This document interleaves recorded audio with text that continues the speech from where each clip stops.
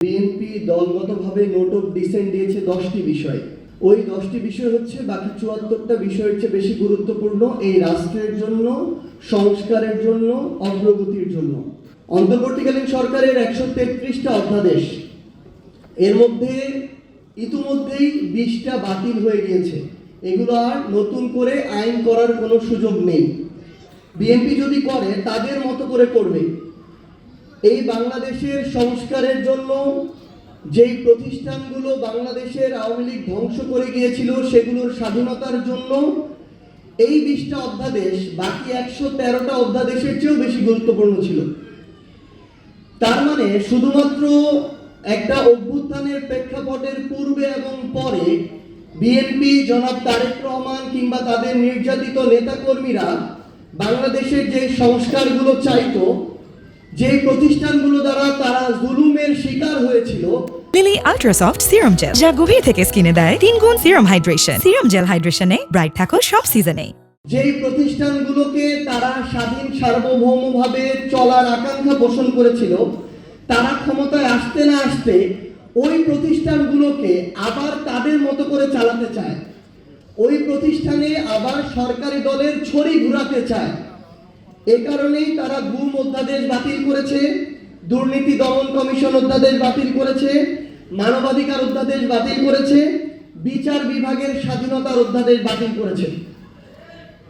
আরেকটা গুরুত্বপূর্ণ বিষয় হচ্ছে, দুঃখজনক হলে এটাই সত্য যে বিএনপি তাদের জায়গা থেকে ক্ষমতায় এসেছে আওয়ামী লীগের ভোটের মাধ্যমে। তাদের সাথে একটা আওয়ামী লীগের অলিখিত চুক্তি ছিল। আওয়ামী লীগের বিভিন্ন নেতাকর্মীরা, ইভেন শেখ হাসিনা পর্যন্ত দেশের বাইরে বসে এখন এই কথাগুলা বলে।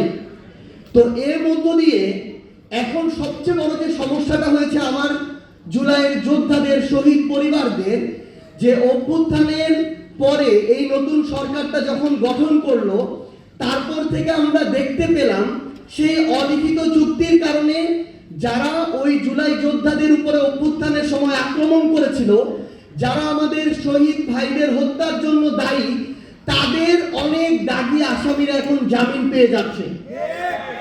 আমাদের আহত যোদ্ধাদের উপরে ঢাকা শহর থেকে শুরু করে বিভিন্ন জায়গায় যারা হুমকি দিয়েছিল, আক্রমণ করেছিল, লাঠি দিয়ে পিটিয়েছিল, তারা এখন আবার ওই একই জায়গায় বুক ফুলিয়ে বেড়াচ্ছে এবং আমার আহত যোদ্ধা আর শহীদ পরিবারদেরকে বলছে যে তোদের সময় শেষ হয়ে এসেছে, আমরা ফিরে এসেছি, দেখবো তোরা কি করতে পারিস।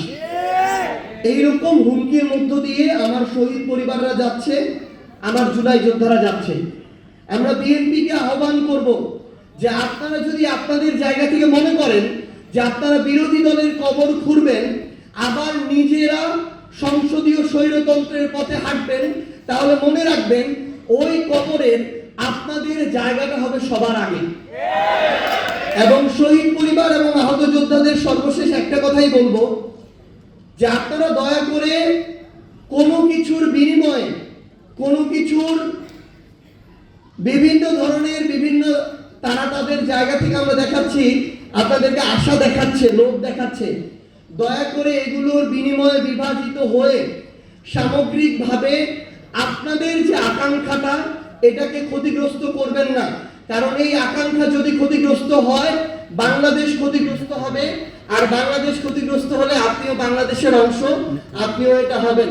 আমরা আপনাদেরকে কোনো দলের ব্যানারে দেখতে চাই না।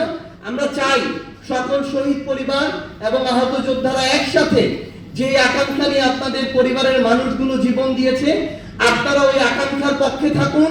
যদি আমরা এর পক্ষে কথা বলি তাহলে আমাদের পক্ষে কথা বলতে পারেন, যদি আমরা বিপক্ষে কথা বলি তাহলে প্রয়োজনে আমাদের বিপক্ষে কথা বলবেন।